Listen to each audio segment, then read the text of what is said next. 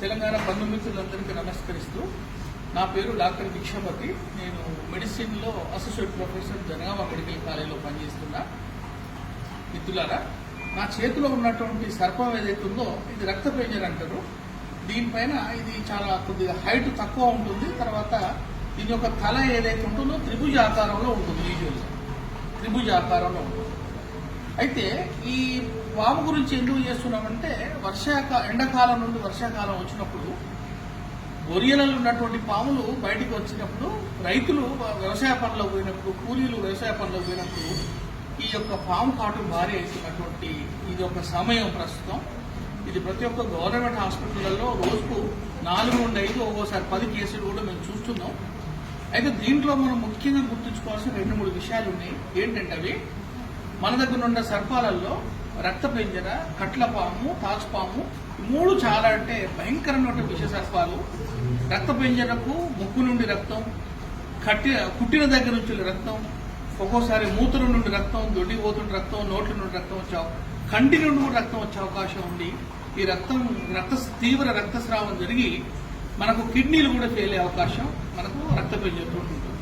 కట్లపాము, నాగుపాము పోలిస్తే కట్లపాము చాలా ప్రమాదం. అది కుట్టినట్టు తెలియని కూడా తెలియదు. అందరూ ఏమంటే పారింది అని వస్తుంది, ముట్టింది అని వస్తుంది. కానీ దాని యొక్క బయట మార్క్స్ ఏవైతుంటాయో చాలా చిన్నగా కనిపించవు.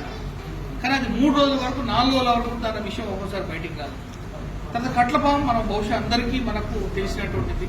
మనకు నాగుపాము ఏదైతుందో దానికి పడగ ఉంటుంది. సో ఇక్కడ మనం ప్రివెంటివ్ మెజర్స్లలో ఏంటంటే, అతి త్వరలో గవర్నమెంట్ హాస్పిటల్స్ కనుక తీసుకొస్తే మనకు తగినటువంటి విరుగుడు మన దగ్గర ఉంది. గవర్నమెంట్ హాస్పిటల్లో మన తెలంగాణ గవర్నమెంట్ చాలా పెద్ద ఎత్తున సప్లై చేస్తుంది. కానీ పుట్టిన దగ్గర దయచేసి పామును చంపి పట్టుకురావాలన్న ఆలోచన మాత్రం మానుకోండి.